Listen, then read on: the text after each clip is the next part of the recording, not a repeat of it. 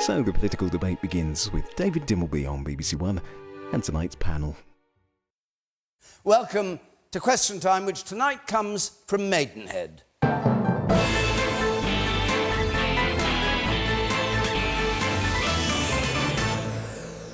And with us here tonight, the Conservative Chair of the Health Select Committee, Sarah Wollaston, Labour's Shadow Justice Secretary, Richard Burgon, the former leader of UKIP, who stepped down last week and is now available for any ambassadorial post he might be offered, Nigel Farage, the novelist and New Statesman columnist Will Self, and the former Tory MP who left British politics to live in New York, Louise Mensch.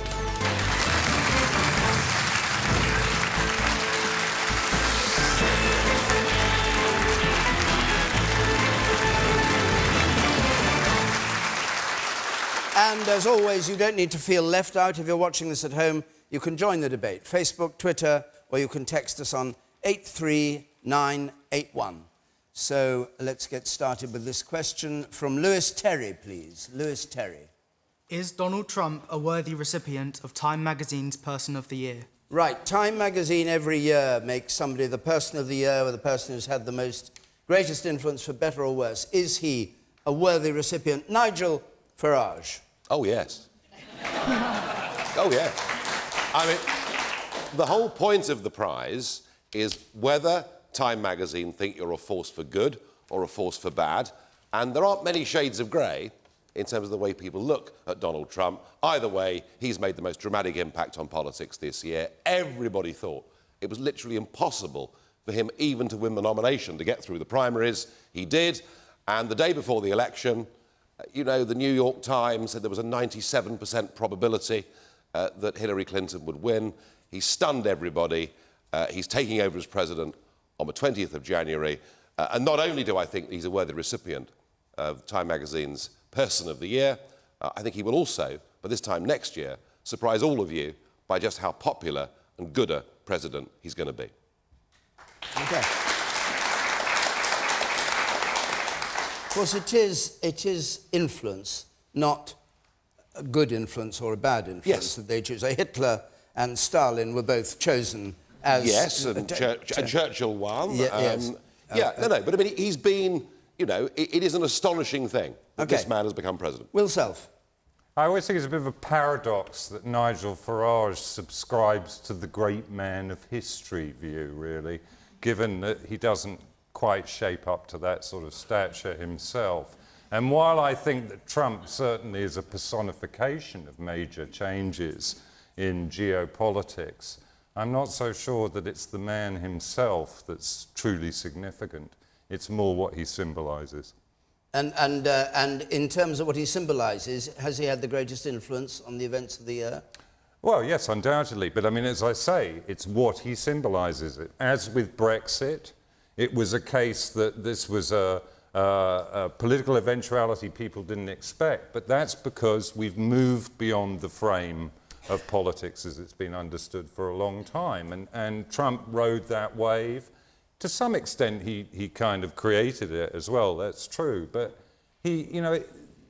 Trump, Nigel, this is not Churchill, Hitler and Stalin. Thank God, in the case of the two latter. I can't work that out. But in the case of the two latter ones, undoubtedly a good thing, yeah.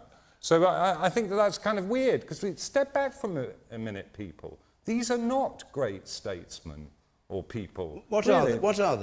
They're grubby little opportunists who are riding the coattails of history.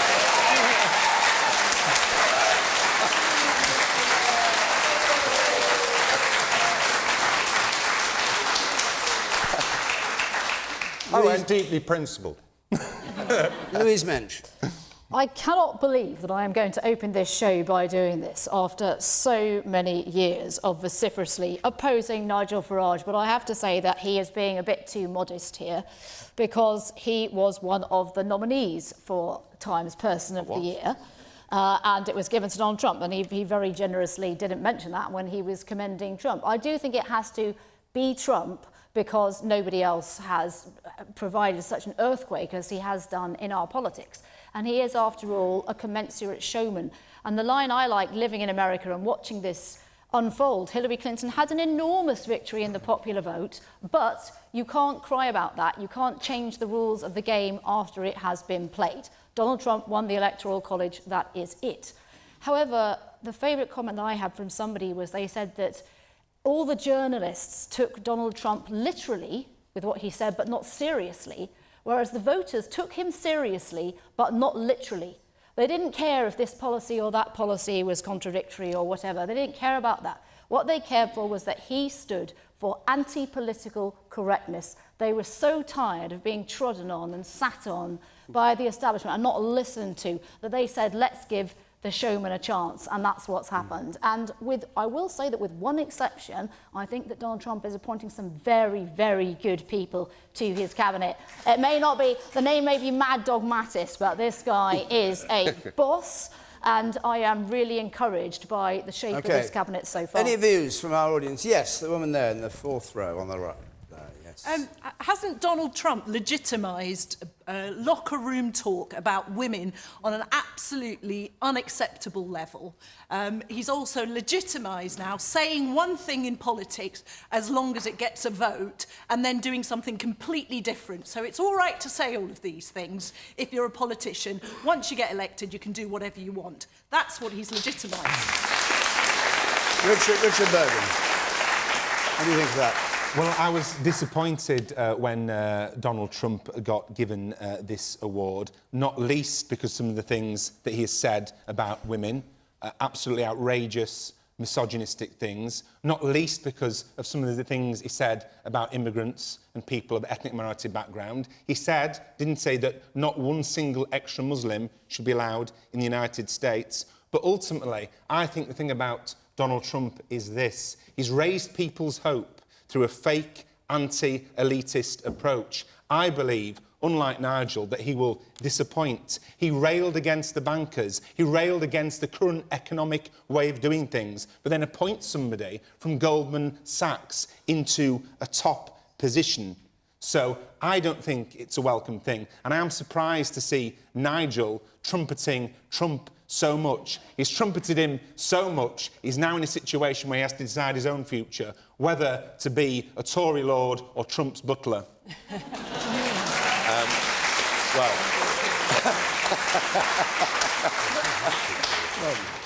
Is that the choice you face? No, I don't think it is. No, I mean, the thing is, I do know Trump. I did support Trump in the campaign. I spoke with him on a platform. I completely accept, that he says things that shock everybody. But he also apologises, which is interesting. Very few people in politics ever apologise. He rode back on that Muslim comment in quite a big way. He apologised for locker room talk. I agree with you. It was unacceptable. But he has shown he's able to say, I'm sorry, I went too far. As far as our relationship with him is concerned, just remember this. Our or your? Our relationship as a country. As a country. Right, yeah. This is a strong Anglophile president of the USA. He likes this country, he admires this country, he wants us to get back to having an even, well, not just a special relationship, an even better one, starting with a free trade deal. And I think this government, having been so rude about him, virtually every cabinet member was rude about him during the campaign, I think that they need to eat some humble pie, go and see him as quickly as they can, and let's get cracking with a new relationship. He likes Russia quite a lot. Well, it's interesting. Putin's politics. He doesn't want to go to war with Russia, and it's very interesting that we have Hillary, we have the European Union, we have the political class in this country, all want Putin to be the enemy. Very keen to go on provoking Putin. I wouldn't want to live in Putin's Russia any more than you would, but I do think Trump's idea, he'll get on a plane, well, his plane, of course, and he will go to Moscow and sit down and talk with people. That is a much better way to deal with international affairs than to provoke Russia by trying to get the Ukraine to join the EU and NATO. All right. We've made Nigel, some very bad mistakes Nigel, here. thank you very much. Sarah Wollaston, I want to bring you in. Nigel just said almost every politician in this country made the great mistake of insulting him. You agree with that? Well, I was one of the people that felt that if you are going to exclude all Muslims from this country, from the States, why should he be allowed a free pass here? And I'm glad he apologised for that. Did he apologise for stereotyping all Mexicans as rapists, for example? I think some of his divisive, nasty politics, it's really depressing. And isn't it terrible that we're starting from such a low baseline that what we're hoping for is that he doesn't carry out any of his promises? OK. And you, sir? Yes? Just bringing it back to this about the locker room talk and everything like that. Yes, Trump has said one thing and he's done another. Politicians have been doing this for hundreds of years. They always will. The difference with Trump is that he's honest about it, and like Nigel just said, he apologises when he gets it wrong. OK, and you, sir, and then we're going to go on because we can't... Yes, yes, you, sir. Don't the extreme results and characters that we've seen this year reflect a lack of ability of mainstream politics to provide a moderate response to genuine concerns of many people? Will Self, do you agree with that? Well, I think things are changing very, very fundamentally. And yes, I think that in a way our politics hasn't been responsive enough to the popular will in the past. There's no question about that. But whether the solution to that is to start electing people who have the views that Trump has, I'm not quite so sure that that's the case. Right. And you in the front of it. Personally feel that everyone in the world now is getting so disillusioned by what's going on. Everyone needs some sort of change. And I think the people like Trump and yourself and all that have stirred it up, if that's the wrong word to use, because everyone is so confused about what's going on in the world, you know, with Brexit and what's happening in, you know, China and Japan and all those sort of places. And I just think we need to have someone that's there to sort of kind of be a sentinel point to sort of try and... OK. Yes, Sarah. There are other voices. This year we heard someone say that we have far more in common with each other than that which divides us. And that person was Jo Cox, and frankly, she should have been Person of the Year. Right. OK, well, 10 minutes on Trump is enough, I think, for tonight. We're just a word, we're going to be back after Christmas with Question Time in Solihull and Peterborough, or Solihull if you prefer it. And if you'd like to join the audience, the address is there. I'll give it again at the end, so just make a note if you want it. And let's go on to the other topic of the year, Oscar Huxley. Do you think a deal for Brexit could realistically be achieved in 2 years? Can the deal be achieved in 2 years, which is what the leaders of the negotiations in Europe are saying it has to be? Is it too complicated? Richard Burgon. Well, in order to get a deal in the first place, what we need is a plan. And that's why I was so pleased that yesterday in Parliament, Labour MPs forced the agenda so that at long last Theresa May has agreed to put a plan before the British people, and that's really, really important. It's taken a long time, but they're going to publish a plan before the 31st of March. Of course it's complicated. A binary choice was given in the EU referendum. 48% of people, of course, voted to remain. 52% voted to leave. But what we need now is a plan. Britain should leave the European Union because Britain voted to leave the European Union. Labour will vote to trigger Article 50. We will hold the government to account, not to ransom. But what we need to do is stop talking like the Liberal Democrats are about the 48%, stop talking like UKIP are about the 52%, and let's bring people together. Let's talk about the 100% and move forward as a country for a post-Brexit Britain that works in the interests of everyone in the country. Well, that's fine.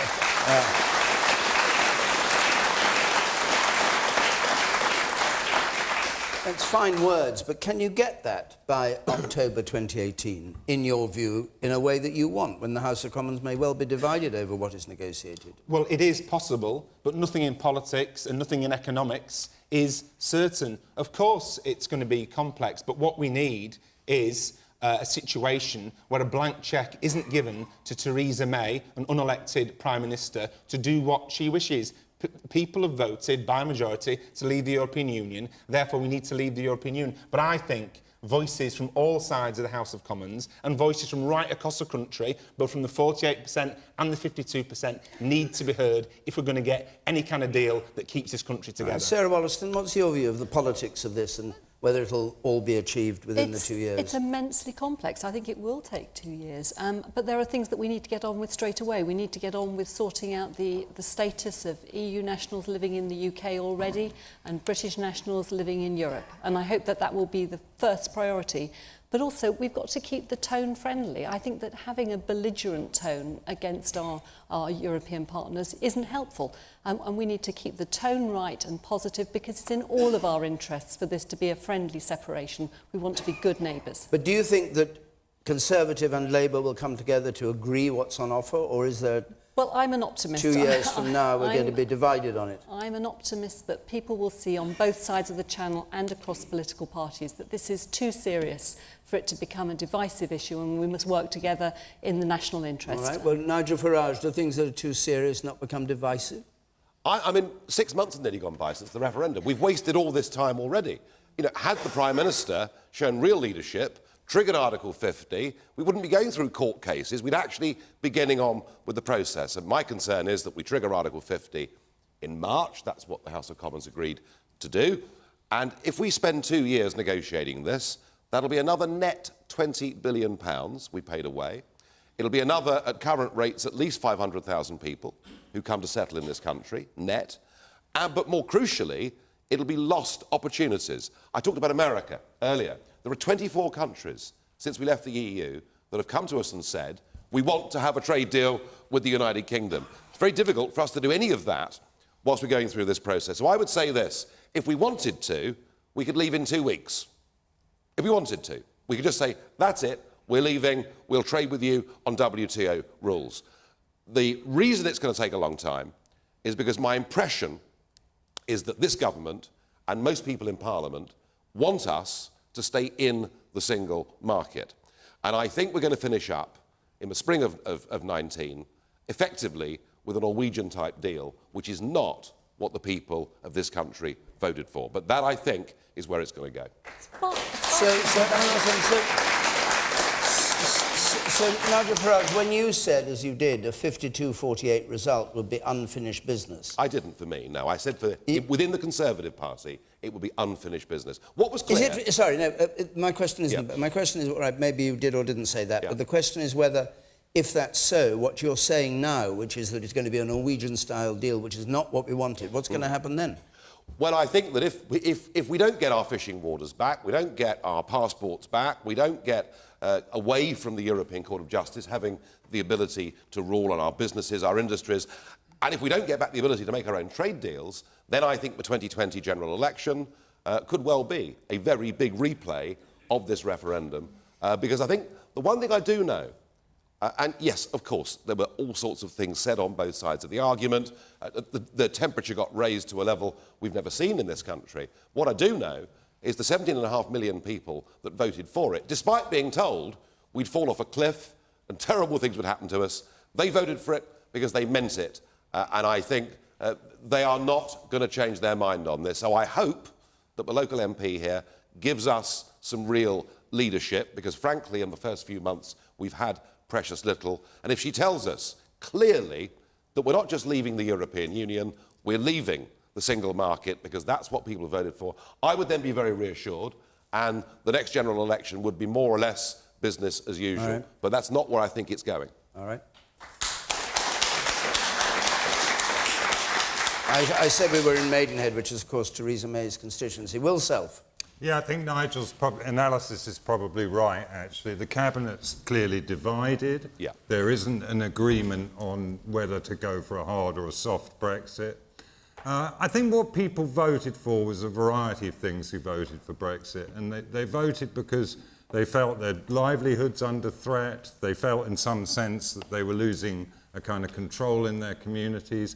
If they were feeling very, very immiserated, they perhaps were being thrust into bigotry and looking around at the society and reacting against our immigrant communities, and all of that was pretty unsavoury. But I don't think what they actually voted for was to suffer the kind of catastrophic, not recession, but I would wager depression that will occur if we go straight to WTO rules.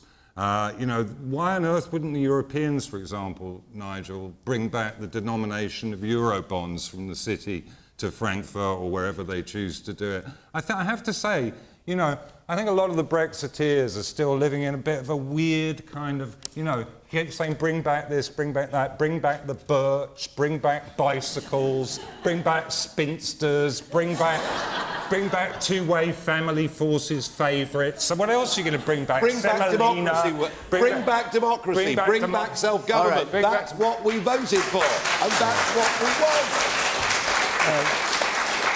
Well, that's what you say yeah, people but actually, voted Nigel, for. I think a rerun of the issues within the context of the political system we're used to is far more democratic than a winner-takes-all referendum. And all of this kind of talk that the politicians are doing now, because they're desperately worried about their vote, is to say, oh, no, you know, we all respect the will of the people. The will of those incredibly politically committed people, Nigel, you now have summoned into a great civil society. We're all going to be working away. Well, he says we're going to end up with a solution like Norway, and that isn't what people want. Well, I like Norway. Yeah, all right, but okay. Right, let's just silence, if we can, our panel just for a moment. I'll come to Louise and hear what you think here in Maidenhead. The woman there, how you voted, I don't know, but what do you want to see happen? I voted to remain. Yes.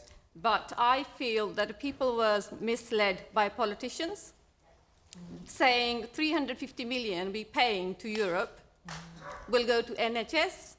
The same politicians changed their mind next day, saying that, oh no, we haven't got any money now. What do you want to see happen now? Sorry? What do you want to see happen now? Well, we have to trade with Europe. We'll still be paying money to Europe to trade with them. Why? If we want to do business with them. All right, let's go to some other people. The woman there in blue, or purple, is it there? I think the Westminster cartel are a bit slow to realise that politics are being done differently now. And I think the basic problem that we've got at the moment is that we've got a parliament that doesn't really represent the people. And what do you mean by done differently? I think it's the grassroots that put Trump where he is, the grassroots that put Jeremy Corbyn where he is, the grassroots that caused Brexit to happen. And I think they're still living in a world where they haven't realised that with the advent of the internet and the ability of people to be able to communicate with each other a lot more, that politics is being done differently. Louise Mensch, I'll come to you. Louise Mensch. I think there's a lot to what that lady just said, actually. And one of the things that annoys me watching from afar is the sort of mystic Meg that goes on, well, we voted for this and we voted for that, and people really think this and they really think that. I think the only thing you can take from it is the question that was on the ballot paper. And what won on the ballot paper was, should we leave the European Union? And the answer was yes. Beyond that, there was no detail. It wasn't on the ballot paper. If people had required all the detail in advance, presumably, they would have voted no. So somebody has to do those negotiations, and I don't agree with Nigel. I think that here in Maidenhead, Theresa will go into Europe and she will swing her handbag pretty hard. There was a study out recently that said optimistic women live longer. So that's good for me because I'm very optimistic. And I actually believe that we hold all the cards. And I'm sick and tired of Britain being pushed around when there is no need. There is a deficit, a trade deficit from the EU to us. Germany, the breadbasket of the EU, sells most of its cars in Britain. They desperately need to trade with us. So all I think we need is a bit of firmness, a bit of friendliness, a bit of politeness. We're leaving the EU, we're not leaving Europe, and we should be able to get a good deal and get a good deal quickly. And as for Theresa delaying and wasting time, I don't think that's what's happening at all. What she's doing is she's stacking her hand like a good negotiator. She went to India and she did some trade deals in advance. It's true that we can't sign them till we leave the EU, but we can line them up. And that is what she's doing. I think she's playing it very well, very cleverly. You're laughing at this. She went to India and did a trade deal, but she had to agree for the free movement of workforce around the world. Exactly. That is a lot of Mickey Mouse crap. Oh, sorry. But it really is, because nobody is going to give you something totally come in like that. They're going to want to trade, and they'll want to trade with their people, and they'll want to trade with the technology. It's not as straightforward as anyone makes out. If you go with the referendum in the north, I can take you to towns where the real reason was immigration. I will take you without a shadow of a doubt. And everybody believed that we were going to not have the free movement of people. We weren't going to have immigration. But if we don't have immigration in the south, who's going to wipe my backside when I go into a nursing home? Because I can tell you categorically, there is not one, if you like, English national working in most of our nursing homes. They're Filipinos. I doubt that. Asia. I very much doubt that. So you're Theresa May. What would you do? If I was Theresa May, I'd go back to the country, because I tell you, Yeah, well, that's the whole point, sorry, isn't it? You don't accept the results. You do not accept the result of the referendum. And if I may say so, there is a complete difference between open, free movement and having a fair, free immigration policy. Brexit, I was for Brexit. It's not anti-immigration. It's saying that somebody from Belgium shouldn't have special privileges over somebody from Bangladesh. All right, well, let's pick up... She wants to trade, that's a good thing. Hold on, let's pick up the point you made. Free trade is a good thing.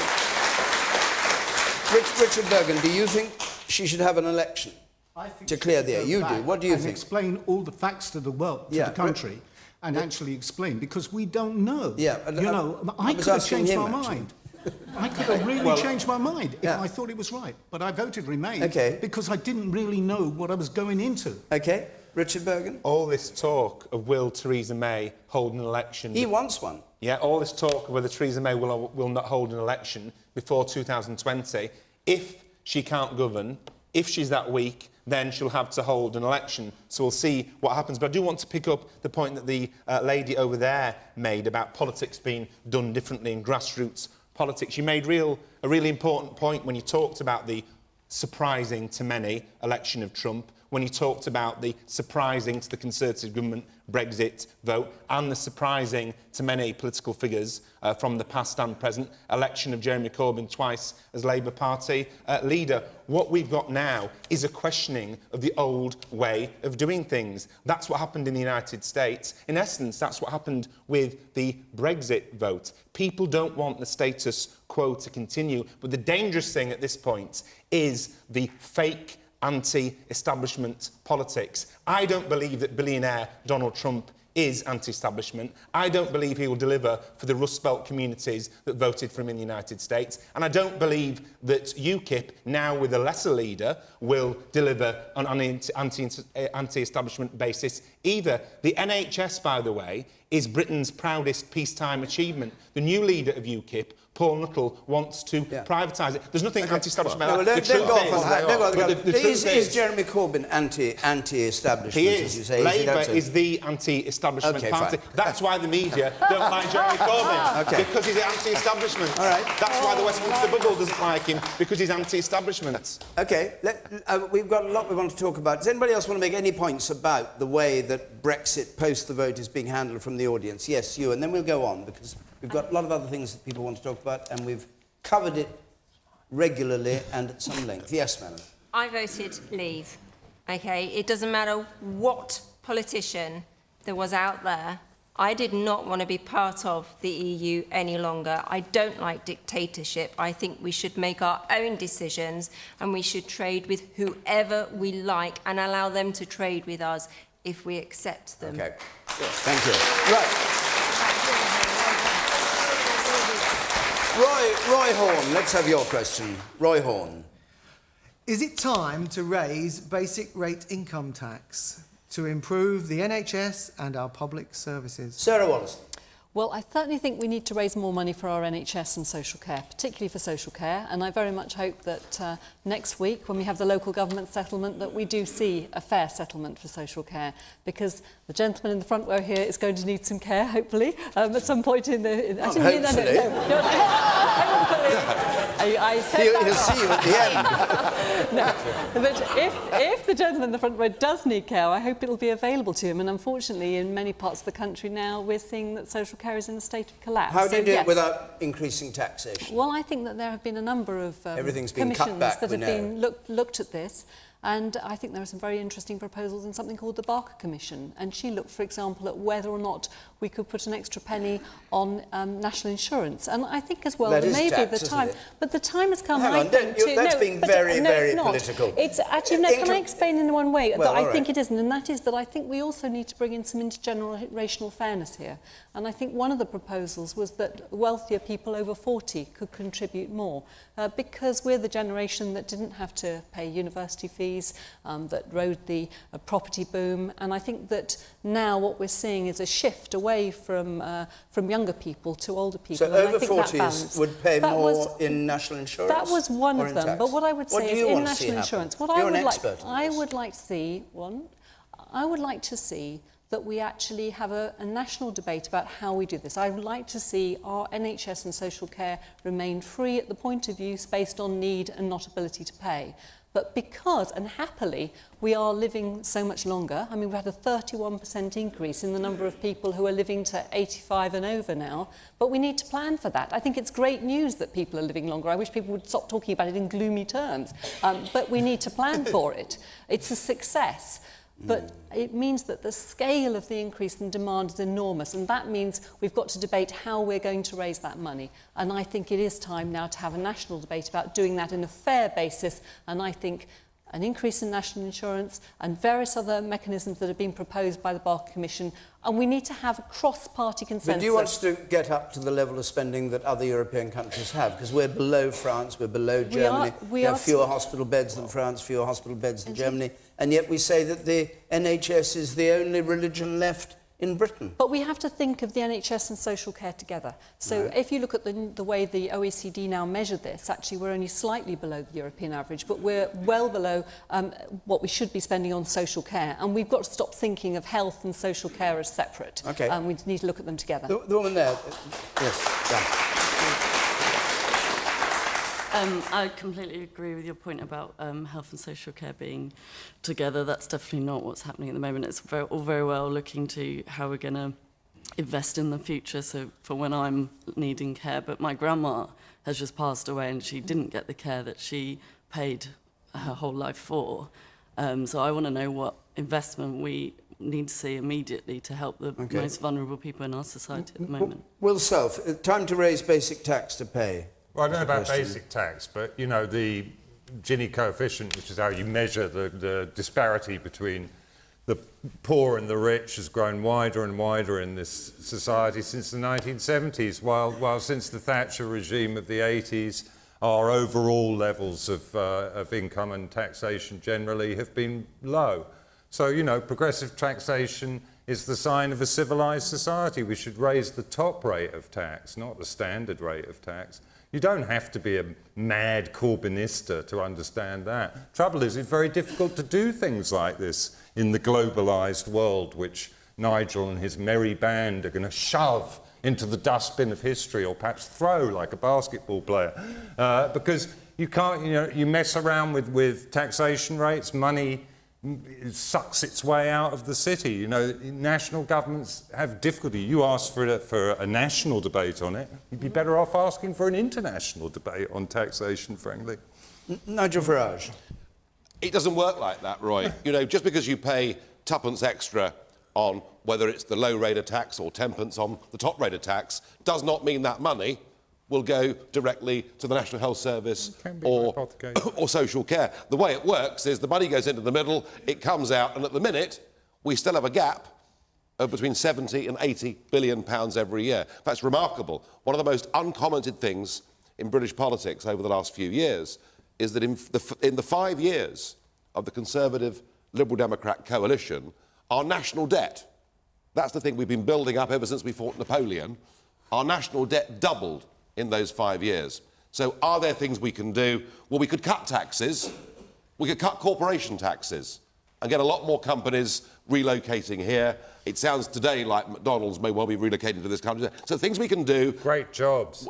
Well, do you want jobs them, for everybody. Do you want them Mine's paying a Big Mac. Do you want them paying their corporate taxes in Switzerland, in Luxembourg, in Dublin, or in this country? And the answer is, let's get those big firms No, paying that's taxes been the whole here. policy we've followed for years, and that's why No, we people haven't. got seriously poor and voted for you, No, weirdly. Will, we haven't done that. We haven't done that.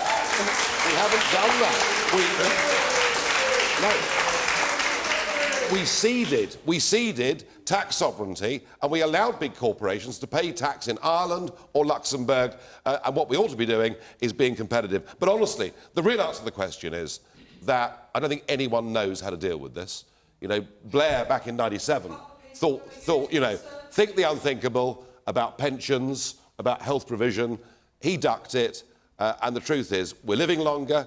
We're all living healthier lifestyles, I'm told, and I don't think anyone really has got a clue how on earth we're going to give people pensions and healthcare 50 years from now. Your party, you flirted with the idea of an insurance-based system originally, and then you went off it, didn't you? Well, I looked at what the French were doing, and the French were definitely getting better bang for their buck with their health system. So I think, you know, there are lots of things about Europe that are wonderful and we can perhaps learn from. And maybe, if other health systems are better than ours in terms of delivery, we should learn from it. We'll hear from Louise about the American one in a moment. I want to hear from the woman at the back there. I'll come to you, Richard. Yes, woman with spectacles at the very, very back. Yes.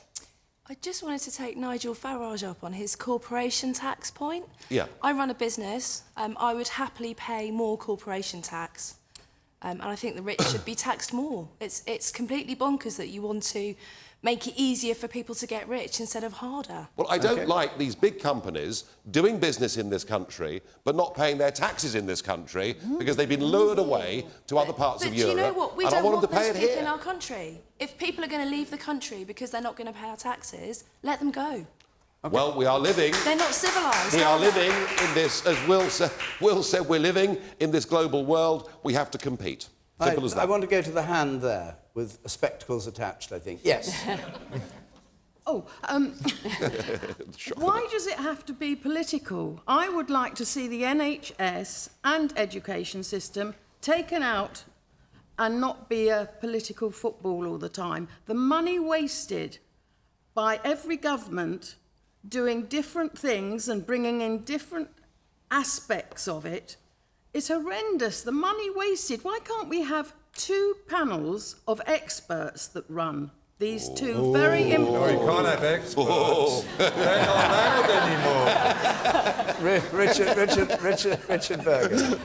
I think it's really important that people have raised this issue. I'd like to congratulate the woman at the back who runs her own business for saying what a lot of people think, but a lot of people think that no one else agrees with, that some business people realise that it was wrong for the Conservative government to cut corporation tax. It's not good for NHS. Corporation tax in the United States even is much higher. It's not good for our public services. And in the long run, it's not good for the economy in which our businesses operate. We've also got to look at the facts, not just at what the tax rates are at the top and elsewhere, but also the fact of, are we collecting the tax? There have been cuts to tax collection in terms of the staff in charge of dealing with tax avoidance and tax evasion, and with the super rich. I'm not even on about MPs, I'm on about the super rich. There is tax avoidance and tax evasion on an industrial scale, and we need determination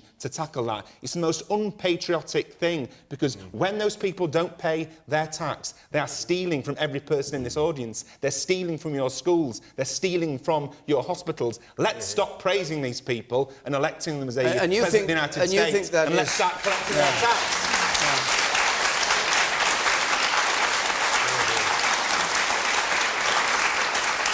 And you think that would fill the gap? That would be part of the way to fill in the gap, but but we what also would you do need about the a rest of the strategy gap? for economic growth. Well, the question... We need a strategy for economic growth. And We need Roy long-term Horn investment says for economic income growth. tax. Dr. Horn, I think, yes? You think a basic rate of income tax should be increased? I don't think it's just basic rate tax. That brings in a huge tax take. I think it's the higher rate taxes as well. And I accept all the points the panel have made regarding the evasion of tax and the fact you actually need a new tax to deal with corporations, a sort of tax which they can only set against UK corporation tax. But I must say, the only person on your panel tonight who can change this is Sarah Wollaston. And she is crying a lot of crocodile tears over the NHS. The NHS needs money. Stop giving us this sort of rhetoric. Start finding more money. What are her crocodile tears?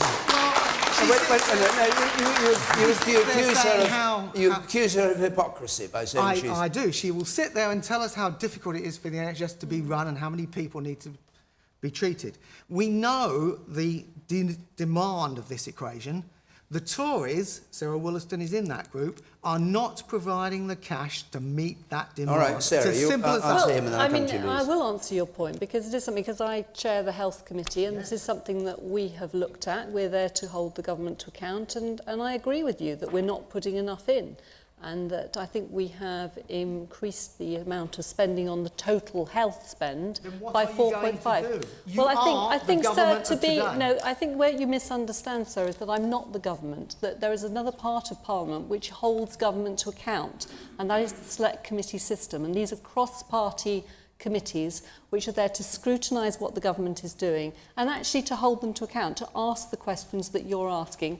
And I think it's a good thing that there are more politicians now who come from backgrounds, from health, from all sorts of other backgrounds, who can use the experience that they have to come in and try and advise government and hold government to account. And that's the role I have. And I think that a lot of people assume that the select committees are part of government, but they're not. They're part of Parliament. But I understand people there are often more make politicians talking about it, yes. But the Tory government is doing nothing about it. Well, and what you need is something. a mechanism in Parliament to hold government to account to make these points. And I know the mechanism might be a Tory majority, mightn't it, in the House of Commons? Exactly. The one people who can do something about this are doing nothing. Yes, you say you want a mechanism. He says you're doing nothing, but you do have a majority, as you've just said. So you could just change it tomorrow. Well, indeed. And so my role in Parliament, as I say, is to hold the government to account and say, I think there is more that we could be doing to make our NHS and social care work better and to suggest mechanisms by which they could do that. All right, pause that. Yeah. Louise Mensch. OK, Doctor, Louise Mensch. Hold on.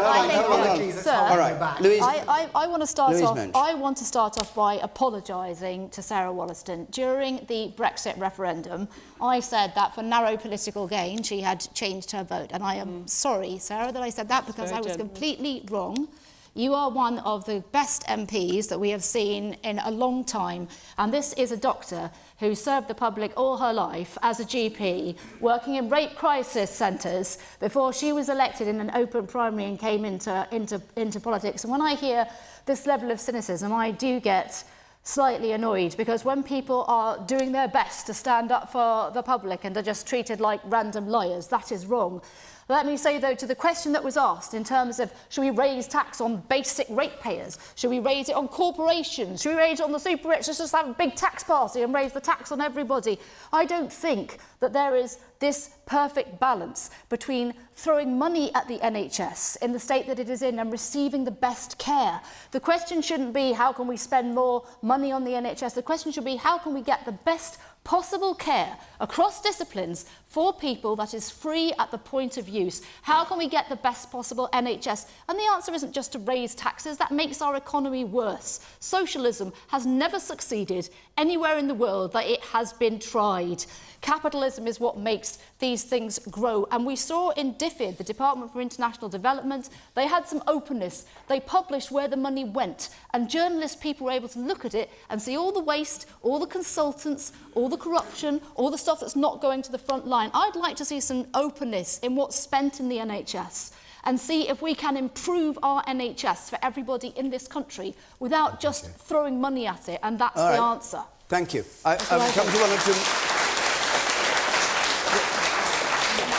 Yes, woman up there. I'll come to you in a second, Richard. I'm glad that you mentioned DFID, actually, because what I think would be important is not to look at increasing taxation, but looking at where our budgets are at the moment, and perhaps looking at reducing foreign aid for this reason, that a lot of the illegal immigrants in this country are using resources, and we discussed last week that you can't turn away from hospitals and you can't turn away from schools. So why can we not treat these people, give them all the resources that people who are legally here are entitled to, but get reimbursement from the foreign aid budget? So to shuffle the budgets that we have rather than increase taxation. So use the DFID budget for people who've arrived here as immigrants? When they're illegal immigrants here and we can't turn them away, they're effectively foreigners in this country. So treat them with the same budget that the foreign aid would have given them in their countries. What do you think of that? I think you. What do you think of that particular proposal?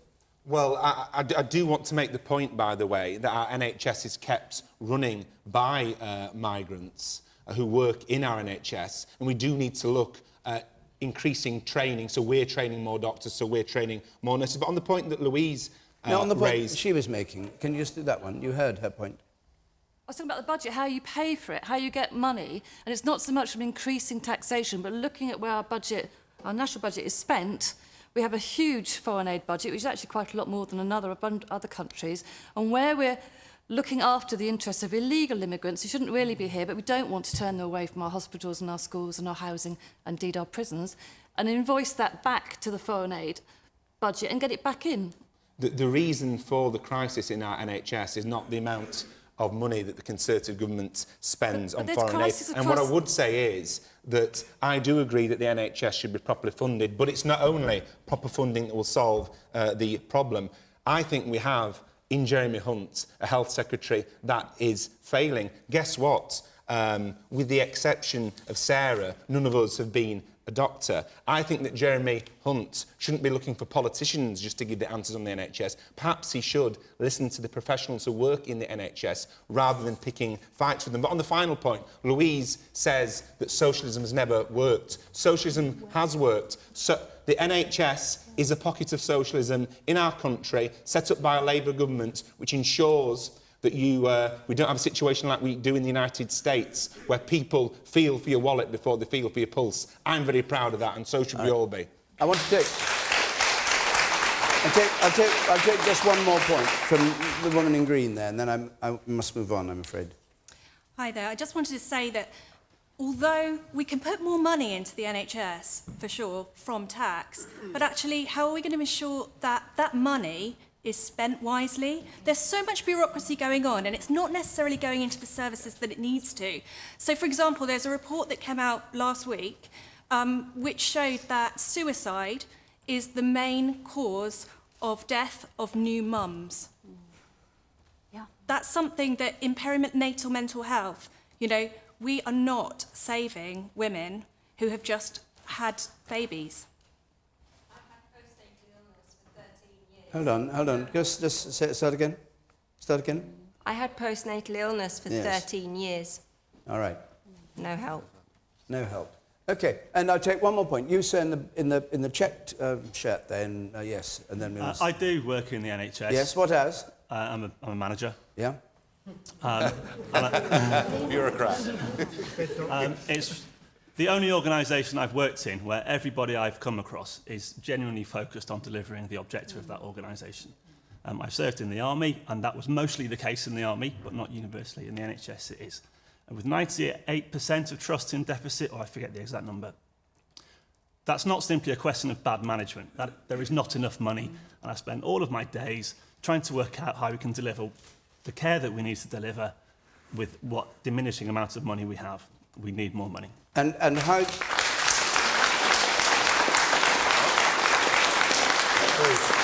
How do you think that more money should be got?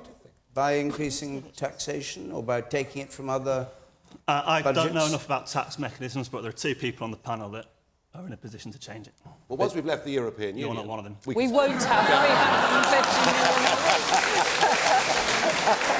I mean, a new hospital every week wouldn't be a bad start, would it? So let's get on with Article 50, and then we can build more hospitals. But Nigel Farage, were you a supporter of the 350 No, I certainly million wasn't. It was stupid. They should have put 200 million a week, which would have been factually absolutely correct and big enough to persuade people there were big savings to be made. Why did the people wanting Brexit exaggerate? They didn't need to. Why did they? Oh, don't ask me. The inside the mind of Tory politicians, I don't quite get it. But it was a big mistake. As I say, whether it was 350 or 200 was irrelevant, really. It was to say to people, we'll make big savings. But it was a mistake, yes. OK. A lie, somebody shouts out. You in orange there, the woman in orange, just there on the corner. Thank you. Yes, I think this is an important debate, but we've always focused on the NHS, and yet the real problem, as Sarah pointed out, is it's actually funding social care, and that's funded by the local authorities. And until we actually accept that, we're always going to have pressure on our NHS because it's shifting what should be something that could be managed quite effectively and quite locally into very, very expensive centres, putting real cost pressures on those centres. So we really do have to get the balance right and start. And do you think we expect too much social care to be provided, not enough to be provided by families and individuals for their families? I think that's an interesting point, because I think most people think the NHS was there to provide care, but increasingly care has been shifted out of the NHS into families, into social care, into care homes, and not being provided directly by the NHS. And I think that that is a balance that we need to look at and understand a bit better. OK, and you said in pink here. Yes. I work as a part-time carer, but I just wanted to pick up on what Louise said earlier when she apologised to Sarah, because I thought it was only Donald Trump that had the gall or had the ability to apologise. Yeah. Oh, what Nigel Farage said at the beginning. Thank you, Nigel. I didn't say only Donald Trump. I said very few. Right. And she's not in elected politics. If she was a Tory MP, then she wouldn't have apologised. All right, let's go. We've only a few minutes left tonight. Deborah Dibb, please. Deborah Dibb. Thank you. Is Boris Johnson too much of a loose cannon to be Foreign Secretary? So we've seen him being reprimanded by Number 10 today for what he said. Will Self, is he too much of a loose cannon? Yes, basically he is. Yeah, he is, yeah. I mean, I thought there was a feeling, Shay Self, that perhaps Mrs May had appointed him deliberately in order to humiliate him. But of course, such is the closeness of our relationship with the House of Saud, who are our besties, that anything we can do to keep the House of Saud on side, we're prepared to do. I mean, after all, you mustn't be too hard on Boris. I mean, he did say the weird thing about the proxy wars, referring to this rather horrible thing where these people called Houthis are being killed in Yemen. But what he didn't say, which would have been much, much more worrying, was that, of course, the proxy wars are it's really a family argument between two sides of our dear friends, the House of Saud, who at any opportunity we like to give arms to. We actually have a British Army unit in Riyadh at the moment helping them plan to kill Houthis. So Boris was really being quite restrained, I think. And can you have somebody as Foreign Secretary who says things that are immediately countermanded by Downing Street? Is that the new politics? No, he's going to healthy arrangement. He's going to go, isn't he? I don't know. I think he's toast, isn't he? Is he? Yeah. Doesn't she need him for the Brexit bit? Well, I think she can probably come up with something better than that. But I mean, the whole show may be about to hit the end of the pier, David. Louise Mensch. No, I don't think he is. I mean, I say, is Boris too much of a loose cannon to be Foreign Secretary when Donald Trump has just been elected President of the United States? I mean, come on. I don't think that Boris was hard enough on the Saudis, and instead of just saying it's a family war between two sides, Shia and Sunni, I wish he'd said, why are we giving money to this hideous nation that is ISIS with an embassy that treats women as slaves and chops off their heads in car parks and calls them terrorists if they drive? We shouldn't have any kind of a relationship with Saudi Arabia, far less have the Foreign Office mandarins sucking up to them as their ally. And I like about Boris is he speaks his mind, and he is an intelligent man. He may joke, but he is clever. And he will stand up to Putin, as it's been a bit too much of a love fest tonight. I'll say to Nigel Farage, I think you're sucking up to this genocidal tyrant is absolutely disgusting. This is the man that killed 20-year-old Richard Mays and 10 other Britons, that shot down MH17. And the level of sucking up to this disgusting dictator is something that I hope Boris Johnson will put a stop to. And if he can stand up to the civil servants at the Foreign Office, he'll be doing us all a big favour. Nigel Farage. Well, I'm feeling as confused right now as Boris is most days. I find myself in total agreement with Will Self and Louise Mensch about Saudi Arabia. Just back in October, You know, Boris was saying what wonderful trade we had with Saudi Arabia, and the other point that wasn't made is that, you know, during all the terrible things that have been happening in the Middle East, the refugee crisis, the displaced peoples crisis, do you know how many people Saudi Arabia have taken? Not one. Not one. And yet, they're about to fund 200 new mosques in Germany. You may say that's fine, but when you realise it's the Saudis that have pushed Wahhabism, it's the Saudis that have pushed the burqa, it's the Saudis that have pushed the extreme form of Islam that is causing the problem. So I agree with you on that. And you might just answer about Putin. Oh, look, the point is this. I said already in this programme to the lady up there, I would not want to live in Putin's Russia. I completely understand that, you know, journalists like you who tweet a lot, I mean, you wouldn't last long over there, you know, I get all that. But what I am saying is, I do think our foreign policy of provoking him has been mistaken. I've no idea. Provoking him. But He's the problem bombing is, hospitals in Aleppo. He's killing children right now, and you're sucking up to him. No, obviously not doing that. But I am saying we made a major strategic error with the Ukraine. We helped to topple a democratically elected leader by trying to draw the Ukraine into our orbit, and I think we should stop provoking Putin, start talking to him. But I don't want him as a friend, but neither do I want to go to war with him. But the question, is Boris Johnson too much of a loose cannon to be... Well, as an individual, clearly he is. But what I'd like to know is, what does he stand for? What does he stand for? We haven't really heard, other than encouraging people to protest outside the embassy, the Russian embassy. Brexit, maybe? Did he stand for Brexit? I saw him getting off the Eurostar this week, and he looked a bit bewildered, I've got to tell you. Did he stand for Brexit during the campaign, or are you saying he didn't really stand for Brexit? He did stand for Brexit in the campaign, and now we hear he's briefing embassies that he supports free movement. So we need some clarity. We'll deal with some dictators, but not with others, want to go because to the I man. don't like Saudi Arabia, but I like Putin. I want to go to the... All right, Nigel, hold it, ma'am, if you would. I want to go to the man up there in the pink shirt. You, sir, yes. And Nigel's then, Nigel's been after a job as an ambassador for some time. Perhaps he should be the ambassador to the House of Saud. Wow, there you are. Thank you. And you on the far there, yes.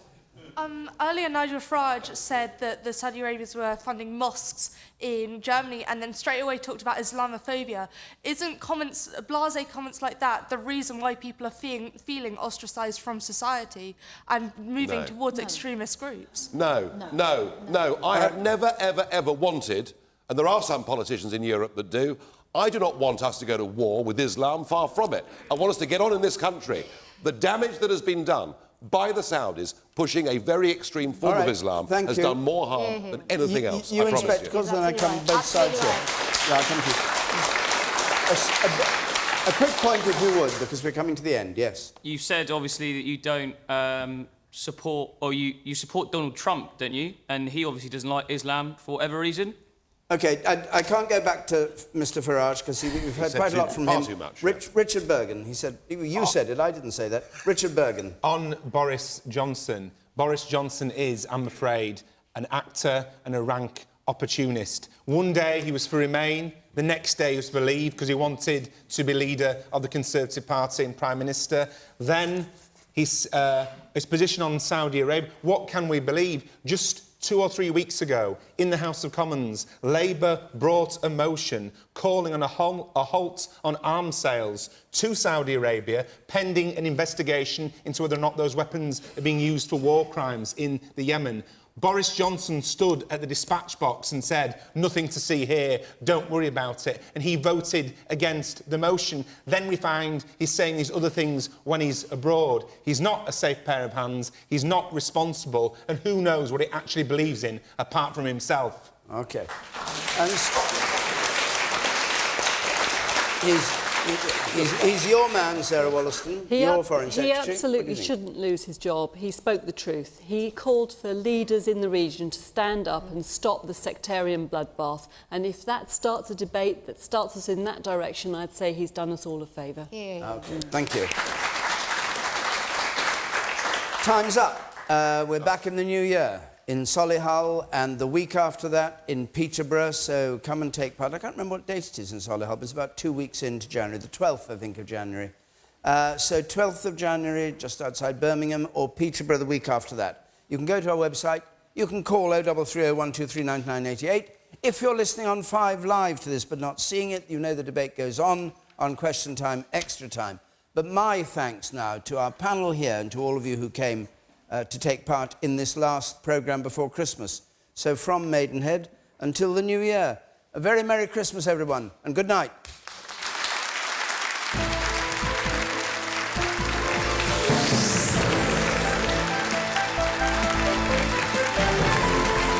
Well, you can continue the debate with Question Time Extra Time on BBC Radio 5 Live now, or stay with BBC One for more political discussion next on This Week.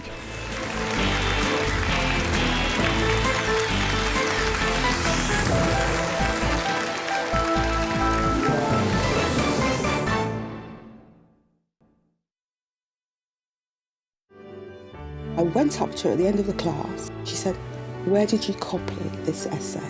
Because she couldn't believe